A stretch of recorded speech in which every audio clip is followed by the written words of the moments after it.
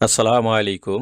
প্রিয় বন্ধুরা, আজকে আমি আপনাদের সামনে যে জিনিসটি ডেমনস্ট্রেশন করছি, এটি একটি হচ্ছে অ্যাগ্রো ইআরপির মানে পূর্ণাঙ্গ ম্যানুফ্যাকচার অ্যান্ড ডিস্ট্রিবিউশন প্রোগ্রামের একটা ডেমো ইন্টারফেস পেস্টিসাইড কোম্পানিগুলোর জন্য। তো এ হচ্ছে এর লগ ইন স্ট্রাকচার, জাস্ট এরকম সিম্পল। প্রত্যেকটা প্রোগ্রামেরই লগইন ওয়েব লগইনে এরকমই হয়। তো এখানে এই প্রোগ্রামটি অ্যাকচুয়ালি কি ভ্যারিয়েন্টে কাজ করতে পারে আর কি, সেই ভ্যারিয়েন্টলি আমরা আলোচনা করি। নিচে আমরা এটা জাস্ট প্রেজেন্টেশনের জন্য 190টার উপরে ডেটা টেবিল থাকবে, যেখানে তথ্য সংরক্ষণ করা হবে। 52টা মডিউল থাকবে, 400+ কেপিআই মানে এপিআইস থাকবে, এবং 10,000+ টেনেন্ট মানে মাল্টি ইউজার সিস্টেম এটি হবে।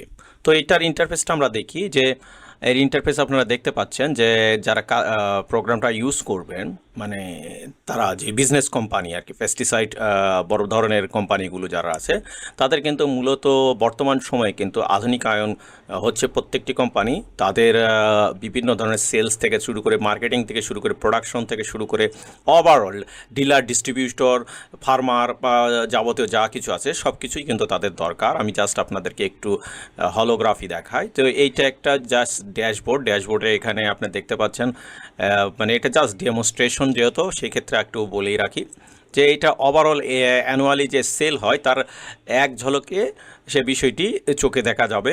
তারপর ফ্যাক্টরির যে অবস্থা, প্রোডাকশন ফ্যাক্টরি, ব্যাচ ওয়াইজ যে প্রোডাকশন ফ্যাক্টরি হয়, তাদের যে কয়টা ফ্যাক্টরি অ্যাক্টিভ রয়েছে, সেই ফ্যাক্টরিতে কতগুলো প্রোডাক্ট অ্যাক্টিভলি প্রোডাকশন হচ্ছে, সেই জিনিসটিও দেখতে পারবে।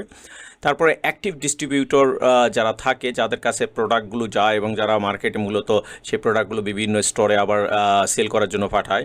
তারপর টোটাল যেই হচ্ছে ইউনিটস, মানে যতগুলো উৎপাদিত হয়েছে সেই উৎপাদিত ইউনিটসগুলোর মধ্যে সেলস রেভিনিউ ট্রেন্ডিং প্রত্যেক মাসে এবং বছরের যে একটা মানে সেলের গ্রাফ রয়েছে, সেই গ্রাফের একটা ফাংশন, এবং যে ক্যাটাগরি এগুলোর উপরে প্রোডাক্ট তারা তৈরি করে, পেস্টিসাইড প্রোডাক্টগুলো, যে সেটা ইনসেকটিসাইড না ফাঙ্গিসাইড না হার্বিসাইড, এইরকম বিভিন্ন ধরনের তাদের ক্যাটাগরি রয়েছে। সেই ক্যাটাগরিগুলোর উপর প্রোডাক্ট তৈরি করে। তো সেগুলোর একটা ওভারঅল রিভিউ, কোনটা কেমন কি পরিমাণ উৎপাদিত হচ্ছে এবং কোনটা কেমন কি পরিমাণ সেল করে সেটা ডিস্ট্রিবিউশন আসছে, সেটার একটা এক ঝলকে দেখার মতন একটা অবস্থা হয়। মান্থলি ব্যাচ প্রোডাকশনের যে একটা হলোগ্রাফি দেখা যায়, যে কোন মাসে কেমন হলো উৎপাদন হয়েছে, সেই উৎপাদনের বিষয়গুলো জানা যায়। এরপরে কোন ওয়্যার হাউসের কেমন ইউটিলাইজ হচ্ছে, কেমন কোথায় ক্যাপাসিটি ধারণ করার অবস্থা রয়েছে, যেমন ঢাকা, চিটাগাং, রাজশাহী, এরকম করে কোনটা ব্যবহার হচ্ছে, কোনটা ব্যবহার হচ্ছে না, কোনটা ফাঁকা আছে, এই বিষয়গুলো ও মনে করেন যে মডিফিকেশন জানা যায়। এরপর রিসেন্টলি কিছু বিষয় হয় যে মানে কোম্পানির আন্ডারে কি কি রিসেন্টলি ঘটছে, সেই বিষয়গুলো যেন জানা যায় শর্টলি, সেটার একটা ইনফরমেশন, রিসেন্ট অ্যাক্টিভিটি ট্রান্সফার হয়। এবং কুইক স্টেজ থেকেও অন্যান্য জিনিসগুলো জানা যায়, কোনটা ফেল, কোনটা অ্যাক্টিভ, কোনটা ল, কোনটার সাপ্লায়ার কতগুলো, এই ইত্যাদি ইত্যাদি একটা ড্যাশবোর্ডের। তারপর নোটিফিকেশনের যে বিষয়টি থাকে, যে নোটিফিকেশন দেয় যে আপনার কোনটা কেমন অবস্থায় আছে, সবগুলো নোটিফিকেশন আপনি দেখতে পারেন। ল কোনটা কোনটা মানে ফেলড হয়েছে, কোনটা সেল হয়েছে, ইত্যাদি সব কিছু দেখা যায়। এখানে সার্চ ফাংশন। তারপর আমরা মেনুতে আসি। মেনুতে আসলে এখন প্রত্যেকটা পার্ট বাই পার্ট দেখতে পারবো। যেমন প্রোডাক্ট অ্যান্ড ফর্মুলা, মানে কোন কোম্পানির আন্ডারে কোন ধরনের প্রোডাক্ট তৈরি হচ্ছে আর কোন ফ্যাক্টরিতে। যেমন একটা আপনাদেরকে দেখাই, insecticide, fungicide and herbicide.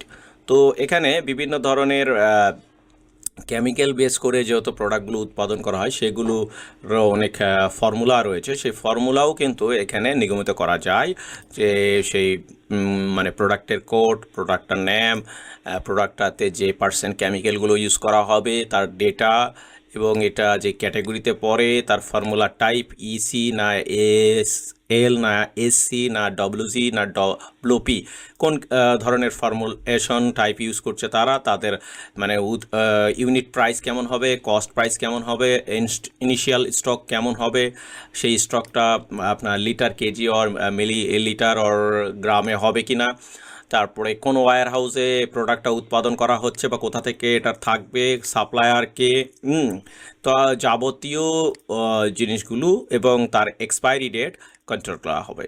So এই হচ্ছে প্রোডাক্ট অ্যান্ড ফর্মুলার ফাংশন। তারপর ব্যাচ প্রোডাকশনেরও বিষয়টা আসি, কতগুলো প্রোডাক্ট কমপ্লিট হয়েছে, কতগুলো ইন প্রোগ্রেসে, কতগুলো প্ল্যানিংয়ে রয়েছে, কয়টা ফেল করেছে, কিউসি টেস্টে ফেল করেছে, সেই বিষয়টিও এখান থেকে মানে নির্ধারিত করা যায় ব্যাচ ওয়াইজ। তার প্রোডাক্টের বিষয়টা যেটা ফর্মুলেশন করা হয় সেই প্রোডাক্টটার এখানে নাম আসবে, তারপর সেটা উৎপাদনের জন্য প্ল্যানিংয়ের জন্য এবং প্রোডাকশন ম্যানেজার বা সুপারভাইজার যিনি থাকে কোন ওয়্যার হাউসে কে রয়েছে সেই ডেটাগুলো এখান থেকে নোট অ্যাড করা হয়। তারপর কন্ট্রোলিং যে সেক্টরটা রয়েছে সেখানে টেস্টিংয়ের পারপাস রয়েছে, সেখানে টেস্টিংয়ের জন্য আসে যে কয়টা টেস্ট পাস করলো আর কয়টা ফেল করলো আর কয়টা পেন্ডিংয়ে রয়েছে। তো এই বিষয়টি এখানে থাকবে। ইনভেন্টরিতেও একটু আসি, উপরেরটা ছিল ম্যানুফ্যাকচারিংয়ের জন্য, ওখানে আরও অন্যান্য বিষয় আছে, জাস্ট আমি নর্মালি এটা রিপ্রেজেন্ট করছি আপনাদের জন্য যে একটা ওভারঅল আর কি পেস্টিসাইড সফটওয়্যারে যে বিষয়গুলো রাখা হয়।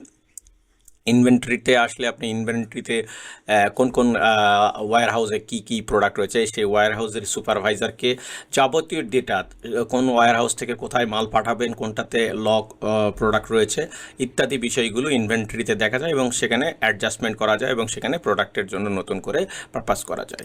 এবং যেহেতু উৎপাদন করবেন, উৎপাদনের পার্শিয়ালি তার জন্য আবার কিন্তু পারচেসের বিষয়টিও রয়েছে, নিউ অর্ডার করতে হয়, নিউ অর্ডারের সাথে সাথে সেইটা মানে পারচেস অর্ডার, তারপর সেল ইনভয়েস, আমরা কাস্টমার যখন ডিস্ট্রিবিউটরকে যখন প্রোডাক্ট দেবো সেই কোন ডিস্ট্রিবিউটর কতগুলো নেবে সেটারও একটা বিষয় রয়েছে। ডিস্ট্রিবিউশন কারা কারা রয়েছে তাদের একটা মান্থলি টার্গেট দেওয়া হয় কি সেল করবে। হ্যাঁ, তো এরপরে ফার্মার রয়েছে, ফার্মার ম্যানেজমেন্ট মানে কোন এলাকার কতগুলো ফার্মার আছে, কোন ডিস্ট্রিবিউটর আন্ডারে কতগুলো ফার্মার রয়েছে তাদের ডেটাগুলোকেও মানে কোন যে আয়ত্তবদ্ধ করা এবং জিএসএম যে টেকনোলজি রয়েছে সেই টেকনোলজি অনুযায়ী আপনি চাইলে ফার্মারের যে ট্র্যাকিং সিস্টেম ফিল্ড সেখানেও কিন্তু কাজ করাতে পারেন।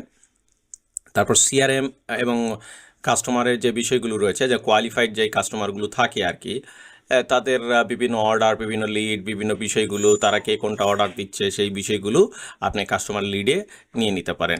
মার্কেটিং সেক্টরে মানে আপনি ব্যবহার করতে পারেন, মার্কেটিং সেক্টরে কোথায় কেমন খরচ হচ্ছে, লিড কালেকশনের জন্য, লিডের জন্য, কনভার্ট করার জন্য, তার পিছনে পারপাসে কী খরচ করছেন, যাবতীয় ডেটা এখানে নিয়ে নিতে পারেন।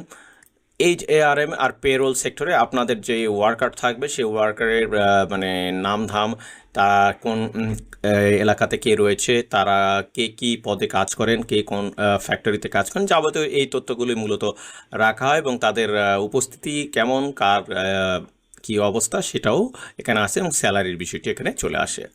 এরপর ফিনটেকের যে বিষয়টি আসে যে ফাইন্যান্স অ্যান্ড অ্যাকাউন্টসের বিষয় রয়েছে, যে আসলে ওভারঅল যে ফিন্যান্সের বিষয়টি রয়েছে, সামারি থাকে, P&L সামারি চার্ট থাকে, যে আসলে রেভিনিউ কেমন, কস্ট কেমন এবং গ্রস প্রফিট কেমন এবং অপারেশন এক্সপেন্স কেমন এবং নেট প্রফিট আসলে কত দাঁড়ায়, ব্যালেন্সের যে প্রক্রিয়ায় আর কি, asset liability, net equity, working capital and current ratio of return product মানে সেলিং প্রফিট আর কি।